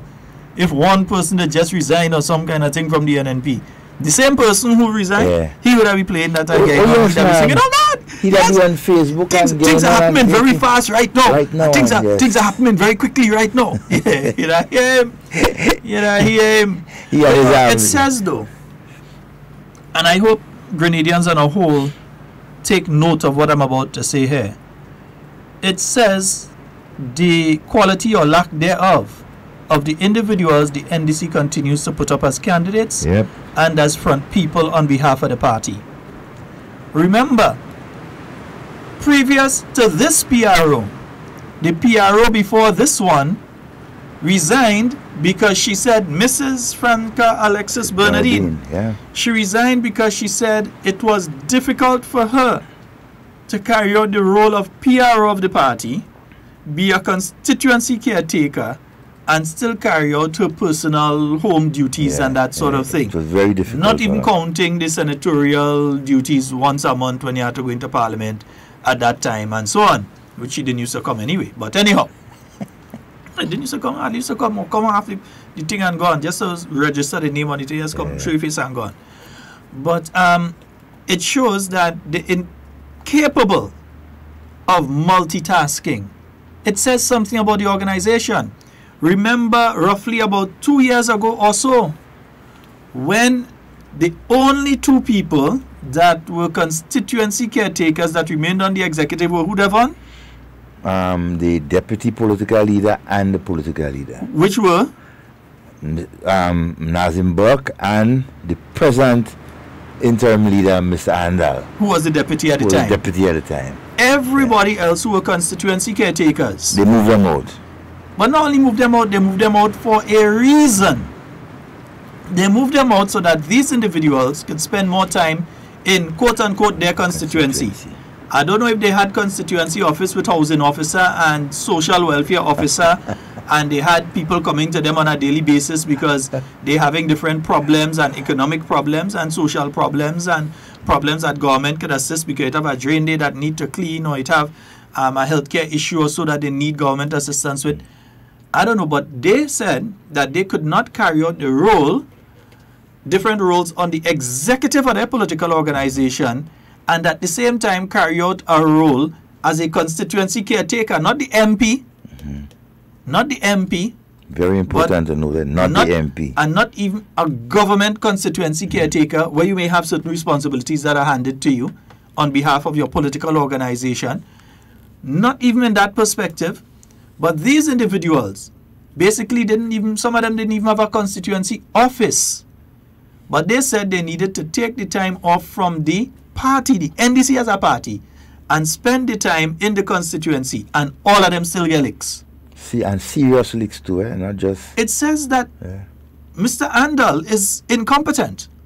It says that the NDC as an organization, the people that they continue to draw to them and put forward are a group of incompetent individuals. Because if you say that you're taking the time because you cannot multitask, you're not Emlyn Pay, you cannot run St. Andrew Southeast, go to your two constituency offices, spend the time there interacting and meeting with people and trying to address their needs and concerns. During that same space of time, build the first resource center, the first community center in St. Andrew Southeast, in Telescope, in first of all in Mamacan, and now one in Telescope. The second one in Telescope. So in other words, you're carrying out your role as the constituency representative. The Honorable Emlyn Pierre, she has computer classes in Telescope and in Mamacan. It's basically a multi-purpose center that's there. She has sewing classes taking place. Computer classes, sewing classes. Right. And in those two areas, and plus the work that she's doing in other areas like when you see Kabia Beach and so on. So you have these other things that she's doing in the constituency. And she's still carrying out the role of Minister of Education. So she's carrying out her role properly. Cafe, all of you, we know you all go call and say that she's carrying out her role effectively as the Member of Parliament, elected Member of Parliament. And two constituency offices she does be in. I think she has one of the Telescope. Yeah, she has one in Telescope too. Yeah, so she has been in two constituency offices. It's a very big polling division. Right. So she has been in two of them. Two of them on the same day. Let's look at it. Honorable Emlyn Pierre could do that. On top of that, she carries out a ministerial role which sometimes involves a lot of traveling. Sometimes she want to do it. No minister likes to travel. I don't think I could name one minister that likes to leave Grenada and travel. But sometimes you have to do it. There is source funding for programs and so on. That's how you get technical competency in certain areas. So sometimes you have to. But I don't know any minister that actually wants to travel or want to leave and spend how much hours on a plane going someplace and all kind of thing. So she spends her time as well as a government minister with responsibility for education and with all of the surrounding issues that we have with education right now. And she achieves it. She's getting her job done. Yeah, she's getting her job done with all of the challenges that are being thrown up. She's still getting her job done. And most importantly, I mean, two things that we basically overlook. I ain't finished talk, so I can't overlook yet. Go ahead. She's a wife and a mother. Yeah, well, I ain't overlook. We ain't done yet. You understand? we just finishing on education. And it's amazing how she. Well, you can't call it multitasking. That is more than multitasking. No, but it's not just a wife and a mother. She's a wife and a mother, but remember, she's also the public relation officer of the New National Party. So you see, you can't compare Randall to she. No. Come on, that's. You look at the last slate that the NDC had and the possible slate that they're looking to come with, and you can't see anybody that could compare to Emmeline Pierre. Nobody could compare to Emmeline Pierre. Yeah, she's thorough.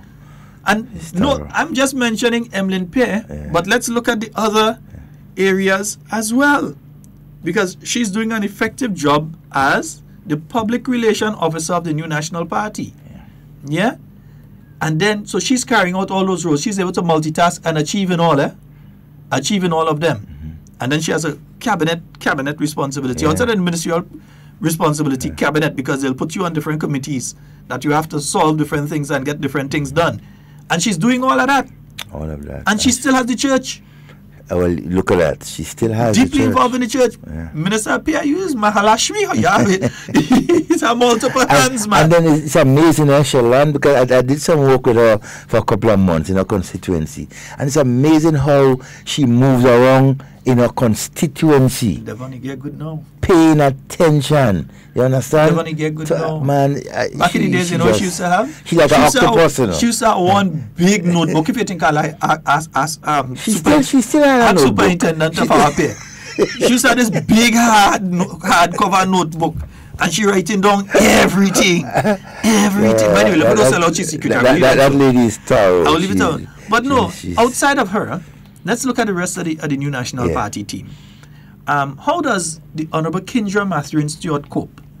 You're the Minister of Legal Affairs. So you have that ministerial responsibility with your office based here in Grenada, that you have constant issues that you have to address. So you have that responsibility. You also are the Minister with responsibility for Carriacou and Petit Martinique affairs, which means basically that when it comes to all of the ministries that exist, you are basically the minister with responsibility for all of them when it comes to the islands of Carriacou and Petit Martinique. So when it works, is Kindra Mathurin Stewart. Agriculture. Kindra Mathurin Stewart. Fishing. Kindra Mathurin Stewart. Housing. Kindra Mathurin Stewart. Youth and sport. Kindra Mathurin Stewart. Kindra Mathurin Stewart. So all of the responsibilities works Kindra Mathurin Stewart. So all of the responsibilities that different ministers have, she has those responsibilities wrapped up into one. And she might get a little help from Senator Nuran Cox with culture and so, because but he's based down here. He's based down here, but she's basically in Carriacou there, and she has all of these responsibilities, and she's carrying them out. That's a lot. Having them and carrying them out is two different things. She has them and she's carrying them out. So outside of that, she's a mother. She has her family. She's a mother. So she has the family that she has to see after as well. And in her case, she has to traverse the waters of between Carriacou and Petit Martinique. Every week. On multiple occasions. Every week. Multiple occasions. And to me, like she liked the boat behind and she too liked the plane. No, but I would agree that when it comes to that, I would agree that day, you know, when it comes to that boat and that plane. I ain't so comfortable with this plane. Yeah, but she has those responsibilities. So she has to be traveling between Carriacou and Petit Martinique. And she's carrying it out. She's multitasking. Yeah, and she's also, I think, the deputy chair on the women's arm. And she's multitasking. She carries out her various roles. What about the Honorable Gregory Bowen, who has one of the toughest ministries, the Ministry of Works? So you had to be sourcing stuff now for the traffic light. You have to be making sure that you get enough asphalt and so on to do the patching of the roads. Meanwhile, you're putting together projects to build total new roads and bridges and so on. He has telecommunications is under him, the NTRC and those sort of things. Those responsibilities fall within his lap as well. He has all of that. He has his family as well. But he has those responsibilities, and he still has his party responsibilities as the chairman of the party, and he carries them out effectively. Because if he didn't carry them out effectively, the new National Party would not have been 15-0 at the last election once again. A man has not even one black hair in his head, you know. Yeah. All turned green. It's brilliance. Yeah, that's the amount of responsibility you have. Everything that he touched, brilliance are there. So that is another aspect of it. And you look across the board. You have our deputy Gensec in Honorable Peter David, a foreign minister. So he has to be in and out of the island. He has his constituency responsibilities, you know. but he has to be in and out of the island, Foreign minister. As foreign minister. In fact, out of all the ministers, he's probably the minister that would have to spend the most time outside of Grenada. So he's always traveling and so on, and still has his constituency to service. And the Ministry of Labour. The Ministry of Labour, which is not an easy ministry to deal with. And at this point in time, a lot of activities is going on there within the Ministry of Labour. So you heard about that's just a sampling of the new National Party team. We're going to talk about Prime Minister. That's just a sampling of the new National Party team. And you're telling us that an individual cannot simply run a business and hold a portfolio within the NDC? Then all incompetent. And you can't multitask, all incompetent. And lazy. That's something that is embedded within NDC or within a lot of the high-ranking members and so. They're very lazy. I know, and I'm serious, I ain't making no joke about that. They're very lazy when it comes to on the ground and this kind of thing. So these individuals, they said that they cannot carry out a party role and still carry out a role politically. As in, I mean, come on, man. They talk a lot, but on incompetent. The ground, incompetent. Nothing even close to what the National Party has. Yeah. Our UTAM chair, he carries out his senatorial role. He carries out his studies and so on. I think he is studying and so as well. And he also carries out his job. Yeah. And he's still the UTAM chair. And he's a father. We see Senator... And a full-time father. Senator Judd Cadet, we see him all over. He goes all over the island carrying out his various roles and that kind of thing. So, I mean, come on, man. What do you mean? All you already had... Excuse. Let me go to the phone line and see. Yes. All you already had... Hey, good morning, Sheldon. Good morning, everyone. Good morning, my friend. And Sheldon, let's look at the West Indies. The point of trying to get across, West Indies continue getting leaks in cricket. Because West Indies, the selectors, the president, are picking some substandard cricketers to go and play. Play cricket. And that's why they continue getting leaks. And look at the trend of NDC. When they're speaking of substandard men and ladies to as candidates, they go end up just like all West Indies are getting leaks. They will be rejected. Look at, as you always just say, look at the quality of candidate that we NMP has. Men that prove themselves, women that prove themselves.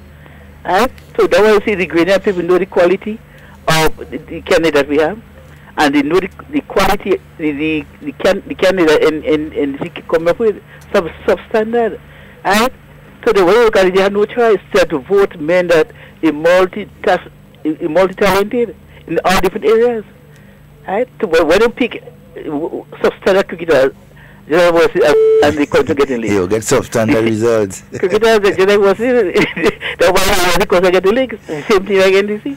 Substandard, men they pick as candidates, so they end up just like West Indies, and we getting leaks. So that I want to say, Brother Devon and Sheldon, as we go into the invitation game, Grenada is continuing to be marketed through the world. Where people that never set foot on our island will see the beauty of our island. How beautiful and wonderful, and that could give them a ability to come in and look at the wonderful island spice, the paradise of the island on earth. I want to say to the government, continue to do what you're doing, right? The teachers, as the Minister of Education was saying, no one report and say that they don't doing the marking the SBA. And as she said, I want to encourage teachers, do what is right. Do what is right. You love the children. Do what is right for them. Because when you do good, the good will be spoken about. They always speak good about you. But when you do things that could hinder children, the children will look back and say, John and James is the cause of them not achieving what they should be achieving. So I want to say to the Minister of Education that is doing good work, Prime Minister, as you take the country forward, let us all come together and unite. We got to remember in 2013 election, in Tantin, in the rally, the Prime Minister said, ask God, what has he done to deserve that? Hello?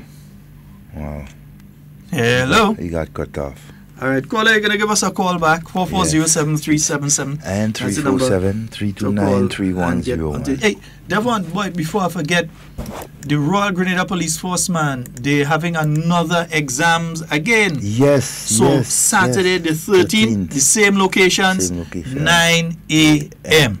So it's going to be taking place again. That's not this Saturday, but next week Saturday. All right? A concern, though. Right?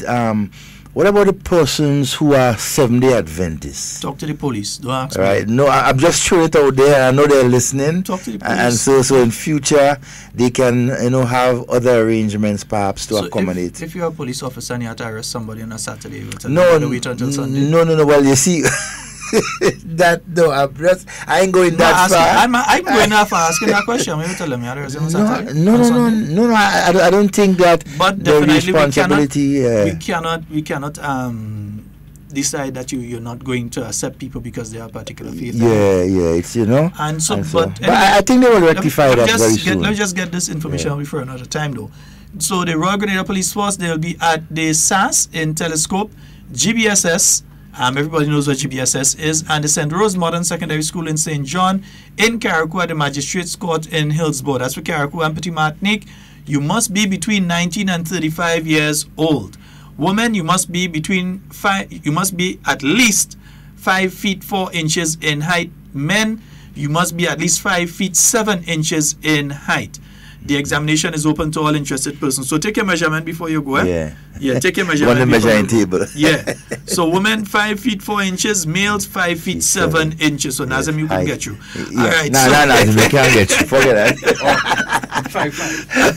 Forget that. They can't get you. That's not for you. Persons are encouraged to be at least half an hour before the start of the exam and to walk with a light snack or refreshments, pens and pencils, because it's going to be a long exam. Yeah. And I would tell you how it does go, but I ain't. So it's going to be a long exam. That's their experience. So remember, folks, those of you that couldn't make it the last time, you have another opportunity. They're trying to put together to send another batch of trainees in to training school. That is good. So don't lose the opportunity, folks. Head on out there and sign up. I have a partner, 2 daughters in police, Yeah? He in problem. I tell him that. I say, you turn left, you turn right. The lady. I know a lady, 2 daughters in the army. So 2 daughters in the police. I know a lady, 2 daughters in the British Army. Weasel, good morning. Also, let me remind individuals in St. George Southeast that this Thursday, the parliamentary representative, the Honorable Gregory Bowen, he'll not be in office Thursday for his normal visit. It will resume next week. Yeah, the constituency will also like the public to know of the upcoming Family Fun Day. That's taking place on Saturday, the 20th of April at the Marion Playing Field. You'll get more information. As we get more information, you will get more information. Most definitely. So that'll be taking place on Saturday, the 20th. And the usual constituency visits resume next week, Thursday. But this Thursday, the Honorable Gregory Bowen will not be in office. Yeah? So last week and this week, he's not there. But he working because I see playing field lighting up left, right, and center in the constituency and all kind of things taking place. Creating more avenues for our young people to, to exercise and put all that energy that they have. And that's good. When you have playing fields lighting out, you can have our children, up to a particular time, 7, 8, involving in different types of recreation. Yeah. That keep them much more busy than to be idle and doing nothing. And for those of you in Carriacou, remember Starlight Productions. Yeah, check the ladies out for your candle and that kind of thing. Lisa Marie and them up there at the radio station in Carriacou. So Lisa Marie, Shanika Matheson, Kerry George, and Katanga Modest. The big 4? Yeah, man. Just check them for, you're getting jasmine, peppermint, lavender, tea tree, rosemary, and citronella scented candles. Just check them out. All right? Nice. Beautiful. Encouraging industry. The big 4, I call them. Yeah, man. Yeah, the big 4, they're doing things. Also, the Ministry of Education has sent out a notice. And we did hear the minister speaking this morning that thus far, students have not been adversely affected by the request from the union that teachers not mark. And I think the Principals Association have come out telling principals, hey, what do you think you're doing? Mark them thing, you don't study like that. Yeah. Mark them thing. Yeah, the union can always say what they want to. Yeah. And so, but conscionable thoughts and so would prevail. I believe that the Principals Association has come out saying. Oh, of course. At least that's what I hear. I haven't seen the release yet. And you know. So I've heard that, but I haven't seen the release yet. Because they don't want to see failure in their institution. They want to ensure that every child is being given the equal opportunity to excel. And they want that. They don't want their school to be behind because of whatever is going on between the union and government. You have also had the Grenada Conference of Churches coming out and telling teachers, hey, check all your head. Check all your head. Because some people keep trying to equate this thing to Trinidad, but again, in Trinidad, they gave a full how much months notice that the following year is when they would take that action. They didn't just do it to jeopardize any child. They didn't want to jeopardize a single child. Here they kept the children at heart. Meanwhile, the union leadership here decides, well, basically in their mind, to hell with the children. If the children suffer, the children suffer because in his case, the children don't have to do no SB and think they done that. Well, I guess, Yeah, and so hasty decisions always come back to haunt us, right? We must, think the decisions that we make, we must think it through. Right, ensure that whoever it is targeted at, and it would not adversely affect those, especially our children, because these are the ones who are suffering at this point in time, right? Because every hour lost in school is an hour too much, for our children, cannot be regained. So, let us not play with the future of our children. I beg of teachers and principals and parents. Yes, whatever it is between the adults, let's not get the children involved. Leave them out as much as possible. And we can do that. We can. Yeah, so Devon, we're quickly running out of time this morning, but we'll be back tomorrow, God's willing, with more hard talk for you. Yes, indeed. So remember, the Royal Grenada Police Force, they're having the police exams. That's coming up on the 13th. You have the Grenada Invitational. Also they're coming up on the 13th as well. Yeah. So from the police exam, you head into Grenada Invitational. One time, Just get a ticket. You're going straight from flight. Straight. Right? Also, remember, Carriacou Maroon Festival. It is coming up pretty soon. Go by Kami, get your joking board. Yeah. Go by Lisa Marie, get your candle. Yeah, we're telling you where to find things to help you out and things, Go and check them out. Pass by Dali and take all the measurement. Devon, a quick one that we had to deal with in about 45 seconds. So there was a news item last night talking about corporal punishment. Yeah. And you need to stop corporal. I could tell them this, that the Education Act has a specific section that deals with corporal punishment and the procedure. And how it should be. Yeah, it's not like long time when you didn't do your homework and a teacher just drag you outside and put some whip on you. And all over your back, welt up and all kind of thing. A teacher beat you, or they beat you on your bum, you could barely sit down. Or beat you in your hand, you could barely hold your pen. That is child abuse. If you go to that level there, that is child abuse. But it does allow for corporal punishment in specific circumstances and following a specific procedure, including the filling out of the punishment book. There's supposed to be a book in the school that they record the name of the student, the number of lashes, etc., and for what they have to give them that, so on and so on and so forth. But to some of the people that keep pushing no corporal punishment at all, let's look at the difference. You ever hear a school shooting in Grenada? Nope. Children used to go to school with AK-47 and Uzi submachine guns here in Grenada, and you ever hear a school shooting in Grenada? No, during the days of the revolt, fellas used to go to school with a thing. The fellas is part of, what used to call it, and thing again, they have on? Militia. No cadets, militia, and you had the other thing they used to be part of. Militia, the NYO. Yeah, it's part of them thing. They used to go to school with a thing. Full military gear, and you never used to hear about school because there's a certain level of discipline that we as Caribbean people have. It was not the best thing. Not the best thing. No, we don't want to see that again. Our students and so going, but you had just to say that it happened. It happened here, and it didn't have that sort of thing as you see in other countries where they're flushed with weapons as well. You don't see that sort of thing taking place. So it says something about us as a people. Definitely. Yeah, it says something about us as a people. Folks, that's all the time we have for Hard Talk today. It's been wonderful being here with you. And whatever you say and do, hey, you want to watch before I go? You want to hear a piece of song that they used to play during NDC time? Yeah. During NDC time, they used to play that song. Oh, Lord, oh, hey, hey, pon them, pon them, pon them, pon them, pon them, pon them. Oh, he don't wanna walk in the country. He don't wanna walk in the country.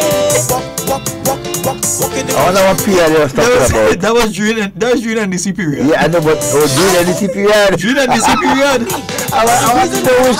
It's because she told me. He don't want to walk in the country. Yeah, boy, sometimes you just have to remember them. But folks, that's all the time we have for Hard Talk today. Whatever you say and do it safe and secure. We want to be speaking to and with you. And not about you. We are out of here. After 4 weeks of preliminary qualifiers, after 4 zonal meets, it all comes down to this. 1 incredible day of exciting track and field action. It's the National Secondary School Games Grand Finals. The Eastern, Western, Northern, and Southern zones will face off. Carriacou James Athletic Stadium, Friday, April 5th from 10 a.m. Excitement, tension, drama. The athletes will throw further, jump higher, and run faster. And inspirational halftime performances from Dash, Vaughn, and Mr. Killer. Witness poetry in motion, the fluidity of form and class. National Secondary School Games, the championship. Come feel the rhythm of the games. Stay up to date with all that's happening with the new national party, NNP. Send us a message via text or WhatsApp on 405-8683 with your name, email, and constituency. Stay in the know with NNP. Get updated. Saturday, April 13th is the date. 4 p.m. is the time. It's the 3rd annual Grenada Invitational. World-class athletes, world-class performances, and a world-class facility. Come see Olympians Andre DeGrasse, Sheldon Fraser Price, Braylon Toplin, Asafa Powell, Lyndon Victor, and the cast of superstars at the Carriacou James Athletic Stadium. Tickets are now on sale at godofed.com. Grenadian Optical, Duty Free Caribbean, Maxis Bar, and Venus. Saturday, April 13th. Grenada Invitational. See you there. McIntyre, top of the screen in the colors of Grenada.